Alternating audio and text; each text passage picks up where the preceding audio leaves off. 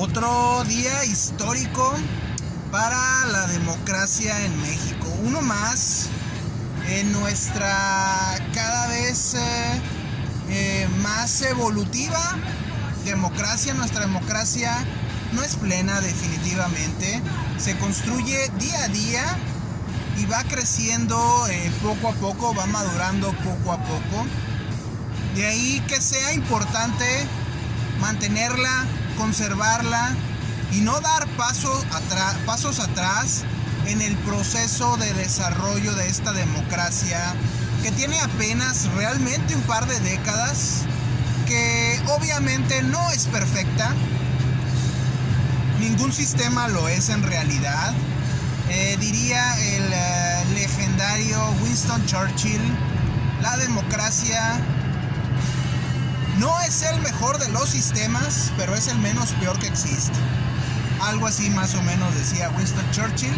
Hay peores, definitivamente hay muchos peores, y la democracia es el menos peor. Muchos creen que deben de votar por el candidato perfecto, que si el candidato no es perfecto no deben de votar por él, deben de abstenerse o simplemente rechazarlo. La realidad es que la democracia no es como un matrimonio. Muchos esperan al candidato perfecto para casarse de por vida con él y perdonarle equivocaciones y errores porque era perfecto. La democracia es más como cuando estamos en la parada del camión, esperando a que llegue el camión para ir a trabajar, o el autobús, como quieran llamarle, y el autobús no va a llegar, no el que nos lleva hasta el trabajo. No nos quedamos ahí en la parada, no nos regresamos a la casa, buscamos un autobús que nos deje cerca.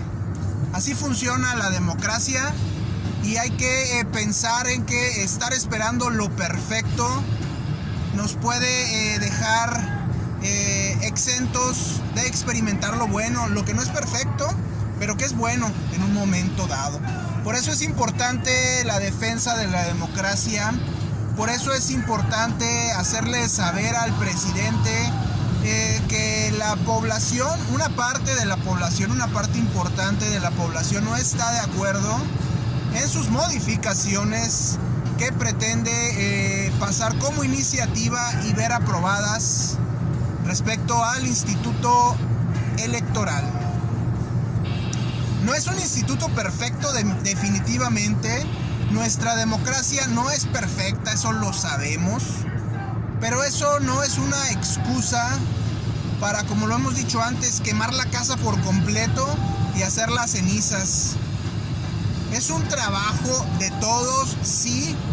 El saber, el detectar, el encontrar qué es lo que está fallando y buscar cómo corregirlo, buscar cómo arreglarlo, buscar cómo hacer que funcione mejor, poco a poco, paso a paso, pero pasos firmes hacia adelante, aunque sean lentos, y no precipitados pasos hacia atrás. Creo que es importante. Vemos que esta propuesta de reforma apunta contra los plurinominales, que son candidatos, podemos decirle, o personajes que entran a las cámaras no derivados de un voto popular, sino en plena designación directa por parte de los partidos. Hay que recordar y pensar que aunque estos en ocasiones sirven para generar sobrerepresentación, sirven para que sean personas que se les da como un premio, que no lo merecen y que solamente están ahí para decir que sí a todo a quienes los denominaron. Eso es lo que hay que perfeccionar en cuanto a los plurinominales, no eliminarlos. Hay que recordar que el actual partido en el poder llegó a tener sobrerepresentación gracias a todos estos pequeños partidos representados por la plurinominalidad, y ahora lo que busca es eliminarlos, busca eliminar ese camino por el cual ellos llegaron al poder, Además de que hay que recordar que estos pequeños candidatos plurinominales de la oposición fueron los que mantuvieron vivo a la oposición durante el primeros 2 años de gobierno.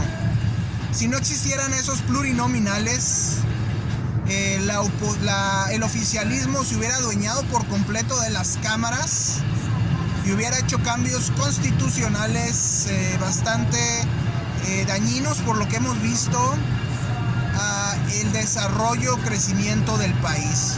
Tenemos un gobierno que ha hecho crecer a los pobres porque le conviene, porque los puede manipular, porque los puede usar, porque los puede acarrear, porque los puede comprar con pequeñas dádivas y obligarlos a ser cautivos, a ser parte de esta red clientelar.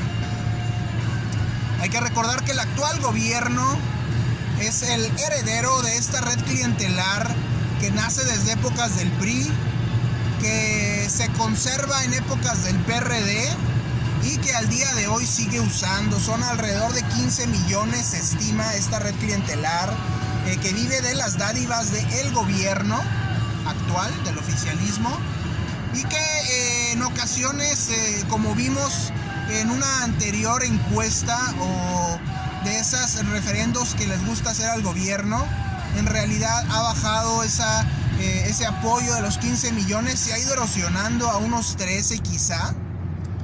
Entonces algo le ha pasado definitivamente al gobierno, ha perdido esa fuerza y busca cómo cerrar caminos para que no le hagan mella o no le quiten el poder en el 2024. Lo cual es válido hasta cierto punto, ver cómo conservar el poder, pero no que sea a costa de empobrecer al país, no que sea a costa de una red clientelar, no que sea a costa de una manipulación. Creo que eso es lo que no es válido en ningún momento.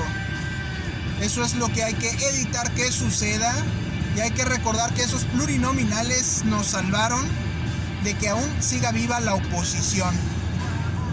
Ahora bien, lo que hay que hacer es legislar bien, asegurarse de que esos plurinominales no sean partidos satélites que solo están ahí para venderse al mejor postor. Eso es importante, que fue lo que hizo el partido oficial en un principio y que lo ayudó a tener sobrerepresentación. Fue un error del votante darle todo el poder a un solo partido y permitirle esa sobrerepresentación. Y también es un error el permitir que estos candidatos plurinominales sean solamente personas que vayan a decir que sí, que no estén preparados, que no tengan una voluntad propia, que no aporten. Hay que ver cómo subir el nivel de esos plurinominales, que sean personas preparadas, que sean personas que aporten, que sean personas de pensamiento independiente, que sí, obviamente van a ser parte de ciertos partidos, pero no van a ser meros títeres de las cúpulas, que es lo que ha pasado, o regalos que se les dan a ciertos personajes que no tienen un mérito, que no tienen mérito alguno para estar en esas cámaras y no van a aportar absolutamente nada. Eso es lo que hay que hacer. Lo otro que hay que hacer, y que no lo contempla la reforma, es disminuir esa práctica, o reducir esa práctica, o eliminar esa práctica en la cual los partidos reciben millones de pesos en financiamiento, y esos millones de pesos, miles de millones, se quedan en las cúpulas, en los dueños de los partidos, y en realidad nunca bajan para ser usados por los candidatos. ¿Qué provoca esto? Dueños de partidos que son multimillonarios, millonarios a lo grande, y candidatos que compran su candidatura. Por eso vemos empresarios, por eso vemos líderes sindicales, por eso vemos personas relacionadas con el narco, con el crimen organizado, que tienen capacidad monetaria, económica para comprar sus candidaturas. Por eso no vemos ciudadanos de a pie que puedan entrarle a las candidaturas y crecer en un ambiente político, porque no tienen dinero. porque realmente los partidos políticos no les dan los fondos, se los quedan en las cúpulas, y esto hace, como les digo, millonarios a los dueños de los partidos. Esto convierte a los partidos en un negocio y evita que haya nuevos aportes de la juventud, de otros sectores, de gente de a pie, de gente común y corriente, de gente de la calle, dentro de la política. Eso impide que nuevos valores entren al mundo de la política con nuevas ideas, con ideas frescas, y eso permite que políticos de muchos años, que empresarios de muchos años, que maleantes de muchos años, que líderes sindicales de muchos años se eternicen, se hagan eternos en el poder. Eso es lo que debemos de regular, y eso es lo que el INE debería de tener mayores facultades para legislar, para fiscalizar todo el uso del dinero que se le da dentro de los partidos, y que en realidad sea para el crecimiento y enriquecimiento de la democracia. El INE no debería desaparecer, no debe desaparecer, y menos debe estar en manos de un partido, del oficialismo, de un solo hombre. Sí, efectivamente, el INE tiene áreas de oportunidad, muchas áreas, pero eso no significa o no da la excusa para que debamos prenderle fuego y hacerlo cenizas. Se debe de conservar lo que es valioso, lo que hace bien, y son muchas cosas, la verdad. Se debe de conservar, pero se le debe de dar más poder para que la lucha, la batalla, la justa por las candidaturas sea más pareja, más equilibrada, más justa, y que ayude a enriquecer y a hacer crecer la democracia.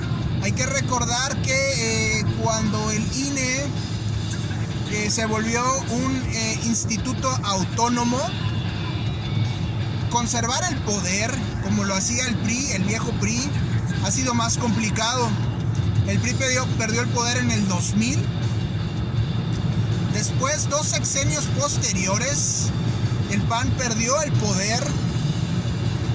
Después, un sexenio después lo volvió a recuperar el PRI, y un sexenio después perdió el poder y lo ganó el actual partido oficial. El INE se ha encargado de organizar esas elecciones que han hecho posible la alternancia, que han hecho posible que el poder no se enquiste un partido, que el poder rote, que el poder cambie, y que si nos equivocamos tengamos otra oportunidad en 6 años. Hay que darle el apoyo, sí, al que ganó esos 6 años, pero si no hizo el papel que debió de haber hecho, si no cumple con las promesas que hizo, en 6 años debe salir. Hay que recordar que el poder cambió en las últimas 2 o 3 décadas. Ya no hay dictaduras, por lo general, sí hay unas particulares todavía, como lo fue la Unión Soviética, como lo fue Egipto, como lo fue México, como lo fue Argentina, como lo fue Chile. Es posible llegar rápidamente al poder. El partido actual en el poder llegó rápidamente, aunque sabemos que es una mutación del PRD y que es una mutación del PRI, de cierta fracción del PRI. Pero ya no es posible conservar el poder como antes. Se puede llegar rápido, gracias a las redes sociales las cosas avanzan más rápido, pero ya no es posible conservarlo como antes. Y esto es algo que el oficialismo sabe y le teme horrores. Por eso está buscando la manera de cómo hacerse del poder de manera definitiva, y por ello la sociedad debe impedir que esto pase. No se trata de ir en contra del partido oficial ni de ir en contra del presidente. Se trata de estar a favor y de ir a favor de que en las próximas elecciones todo mundo pueda votar libremente, tengamos un árbitro imparcial, equilibrado y justo, y no haya mecanismos para conservar el poder, mecanismos ilegales, mecanismos injustos, mecanismos manipuladores como son las redes clientelares. Eso es lo importante y eso es lo que debe buscar la sociedad mexicana, y que el día de ayer, 13 de noviembre, tuvo un día histórico, tuvo otra fecha histórica la democracia. Según el oficialismo, dice que marcharon apenas 10,000 personas. Según datos de los organizadores, fueron más de 200,000 personas. Según datos de expertos en temas de marchas, de espacios, todo este tipo de temas, fueron alrededor de 500,000 de personas. La realidad es que la respuesta es difícil de saber, es difícil de conocerse con exactitud. Me queda claro, muy claro, que no fueron 10,000 personas. Quizás fueron 10,000 personas en una ciudad pequeña. Hay que recordar que esta marcha a favor o en defensa del INE se llevó a cabo en muchas grandes ciudades del país, aunque no fueran grandes, medianas, pequeñas, pero se llevó a cabo. Y esto lo hace, creo que, más perdurable, más admirable, coordinar todas estas ciudades. Hemos visto marchas oficialistas, concentraciones oficialistas, en las cuales el mismo gobierno se encarga de concentrar personas de muchos lugares del país en el Zócalo, en la plaza principal del país. Y hemos visto, sí, concentraciones masivas de 70, 80,000 personas, pero empujadas, arrastradas, obligadas, compradas por el gobierno. Lo que vimos el día de ayer fue una concentración de gente descentralizada. Se concentraron en las principales plazas de las ciudades del país. No fueron llevadas, acarreadas, compradas, manipuladas para estar todas concentradas en el Zócalo.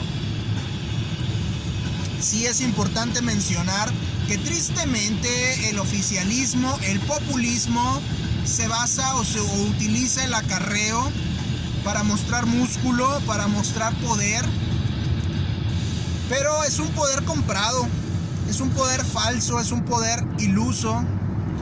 No es un poder realmente de la ciudadanía que sale a votar.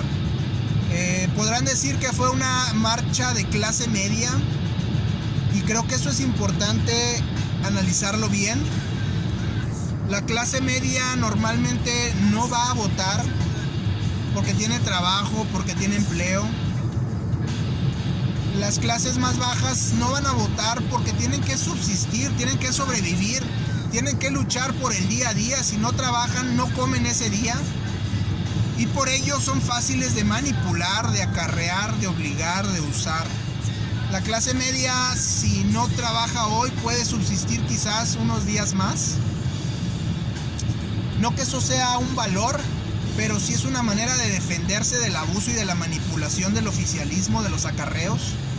Y el hecho que estimo yo que alrededor de 100,000 o 200,000 personas hayan salido a protestar, a marchar, personas de clase media, personas de clase baja, personas de clase alta, personas del ambiente político. Creo que eso, del ambiente empresarial, creo que eso es importante y tiene un valor extra en el tema de la naturaleza de la marcha. Creo que denota una preocupación por la democracia, denota una preocupación por el estado en el que se encuentra el país. Que el oficialismo nos diga que son 10,000 personas no es algo muy confiable si consideramos que el oficialismo nos decía que íbamos a crecer un 6%, que la inflación se iba a mantener en un 3%, que íbamos a tener un sistema de salud como los de Dinamarca. Todo eso, nada de eso ha pasado, fue un mal cálculo. Entonces, que el oficialismo diga que fueron 10,000 personas, ya sabemos que no son buenos para los cálculos, sabemos que tienen miedo, sabemos que así como Donald Trump llegó rápidamente al poder, así el partido oficial llegó rápidamente al poder. Y así como Donald Trump perdió el poder rápidamente y lo volvió a perder recientemente, así lo pueden perder en el 2024. Por eso tienen bastante miedo.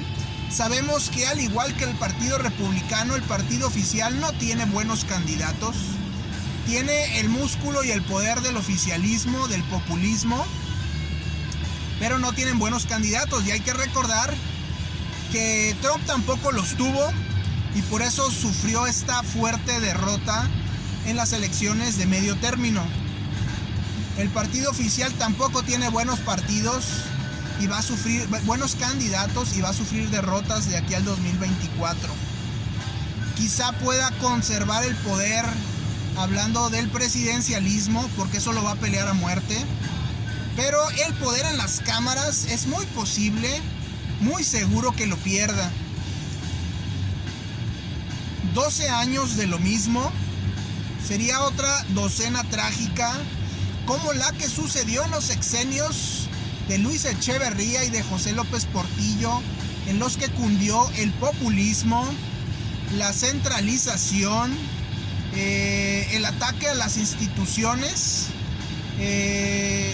todos estos temas negativos del gobierno y del oficialismo. Ya estamos acercándonos al fin de este sexenio. Estamos a poco más de un año en el que hemos visto que se ha perdido autonomía, que se ha perdido libertad, que se ha perdido fuerza económica, que se ha perdido ese soporte a la población en temas de salud, en temas de educación.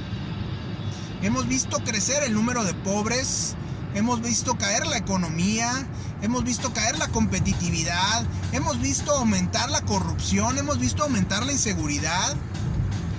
Y 12 años más, 6 años más de esto para que fueran 12, sería una docena trágica que nos haría retroceder mucho como país. Hay que tener esto muy presente cuando se vaya a las urnas en el 2024, y hay que tener eso muy presente el día de hoy, cuando el oficialismo trata, como ha hecho con otras instituciones, de destruir al instituto encargado, al instituto autónomo encargado de organizar estas elecciones. Es importante tenerlo en mente. Es importante entender la importancia histórica de la marcha del día de ayer, que es una señal que se le está mandando al presidente de que no se vale destruir los caminos por los cuales él mismo llegó a la presidencia, caminos democráticos que le permitieron llegar a la presidencia y que ahora el presidente quiere destruirlos, esos puentes democráticos. En Turquía, Recep Tayyip Erdogan hizo lo mismo. Llegó por la vía del voto y después empezó a destruir los puentes democráticos para evitar perder el poder y aferrarse a él. En Rusia, Vladimir Putin también llegó por la vía democrática y se dedicó a destruir los puentes democráticos a través de los cuales él llegó al poder para que otros no puedan llegar. En Hungría, Víctor Orbán aprovechó esos puentes democráticos que tanto le costaron a la Hungría postsoviética, para llegar al poder vía del voto democrático, y después se ha dedicado a destruir esos puentes para evitar que alguien más llegue al poder y conservarlo. Esa es la metodología de los modernos autócratas, de los modernos autoritarios, de los modernos dictadores que llegan mediante el voto, sí. Llegan polarizando, llegan utilizando el odio, llegan utilizando la democracia, pero cuando llegan al poder, destruyen esos caminos para que nadie más llegue. Decía precisamente el dictador ruso Recep Tayyip Erdogan que la democracia era un tren al que se subía uno para llegar a su destino, pero una vez que se llegaba al destino hay que descarrilar el tren. Eso es lo que quiere hacer el oficialismo. Utilizó los puentes democráticos para llegar al poder, utilizó el tren de la democracia y ahora quiere descarrilar el tren y quiere destruir los puentes. No quiere que nadie más llegue al poder. Le fue fácil llegar al poder, como lo es fácil llegar en estos días. Y sabe que perder ese poder va a ser muy sencillo, muy fácil, muy rápido. Otros pueden seguir la ruta, así que se va a encargar a como dé lugar de destruir esa ruta. Y eso como sociedad civil lo tenemos que tener bien presente para evitar esa destrucción, para impulsar el conservamiento y la mejora de los medios del sistema democrático que tenemos como país. Se debe conservar el INE, se debe mejorar, sí, pero no debe destruirse y menos de ponerse en manos del oficialismo. Ese sería un grave error. Ahora el presidente lo sabe. Después de la histórica marcha del día 13 de noviembre, del día de ayer, en el que definitivamente quizás 200,000 personas salieron a protestar, pero salieron a protestar por voluntad propia, no por un pago, no por un acarreo, no por una obligación que va más allá de la moral, de la obligación democrática de cada uno, de la obligación individual de cada uno de cumplir con su deber, de conservar y de luchar por la democracia. Eso es lo que vio el presidente ayer. Y lo más importante, eso es lo que vieron muchos partidos que suelen vender su apoyo al oficialismo a cambio de dádivas, a cambio de oportunidades, a cambio de poder, a cambio de influencia, a cambio de ventajas. Eso es lo que vieron los partidos. Y le van a pensar mucho, porque el costo político de apoyar al oficialismo va a ser muy, muy costoso, muy, muy caro. Y para partidos como el PRI, que se ha vendido al oficialismo, le va a pensar mucho. Hay que considerar esto. Hay que pensar cómo el INE se vuelve una herramienta de mayor apoyo, de mayor virtud para la democracia, de cómo podemos mejorar lo que tenemos, no de cómo podemos destruir todo y ver qué hacemos después. Eso sería un error, porque hay aves de rapiña, hay aves de la tempestad que aprovechan la destrucción, que aprovechan el caos para sacar ventaja en sus intereses personales. Esto es lo que le debe de quedar claro hoy, no solo al presidente, no solo al partido oficial, no solo a las redes clientelares del presidente, no solo a los partidos satélites del oficialismo y no solo a esos mercenarios políticos que venden su apoyo al mejor postor. Le debe de quedar claro a todo mundo que hay una sociedad vibrante que se opone a todo eso, y que el día de ayer tuvo su mayor triunfo en el país, en un día histórico, en una jornada histórica, que aunque digan que fueron 10,000, con que uno solo se aferre a lo que uno cree, a la verdad, a la democracia, a la libertad, con que uno solo se aferre, y aún y así tenga todo el mundo en contra, vale la pena hacerlo. La marcha fue más allá de lo político, fue a lo civil, fue a la sociedad, fue a la libertad, fue a la conciencia.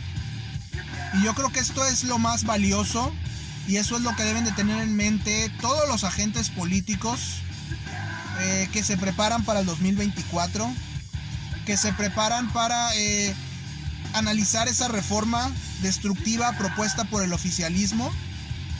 Sabemos que el INE no es perfecto, sabemos que es perfectible, y eso es lo que hay que defender. No hay que destruir al INE, hay que mejorarlo, y sobre todo hay que darle más autonomía. La autonomía es una palabra a la cual el oficialismo le tiene terror, le tiene pánico. A la sociedad civil es un conjunto de palabras a las cuales el oficialismo, el autoritarismo, le tienen pánico. Hay que recordar a esos disidentes en la Rusia soviética, en los años 60, que apenas fueron unas 20 o 30 personas que salieron a protestar en la plaza Pushkin, en la era soviética, con miedo, con terror, con el temor a ser arrestados, con el temor a ser incluso ejecutados, confinados de manera permanente, y aún así salieron a protestar. Así sea una persona, así sean 50 personas, así sean 200,000, así sean 500,000, hay que aferrarse a la verdad, aún y cuando tengamos a todo el mundo en contra. Lo de ayer fue una jornada histórica, lo de ayer fue algo memorable. Es espantoso ver los ataques del oficialismo, tan llenos de odio, tan llenos de miseria humana. Lo de ayer fue una jornada histórica, fue un 13 de noviembre que el país, que una parte del país le regaló al presidente para que sepa que no debe de pensar en que tiene todo el poder, que no debe de pensar que él es el pueblo bueno, que no debe de pensar que él debe ser el árbitro, el dueño del árbitro en las elecciones. Hay muchas cosas que corregir, hay muchas cosas que mejorar de la casa, pero eso no justifica que la casa la querramos hacer arder en llamas hasta que queden solo cenizas. Eso sería un grave error y eso sería un enorme retroceso de más de 20 años de una lucha democrática en México que ha permitido la alternancia, que es lo más importante que tiene nuestra democracia. Nos podemos equivocar, no hay candidatos perfectos, pero sabemos que en 6 años siempre vamos a tener una nueva oportunidad. Eso es lo que no se debe perder.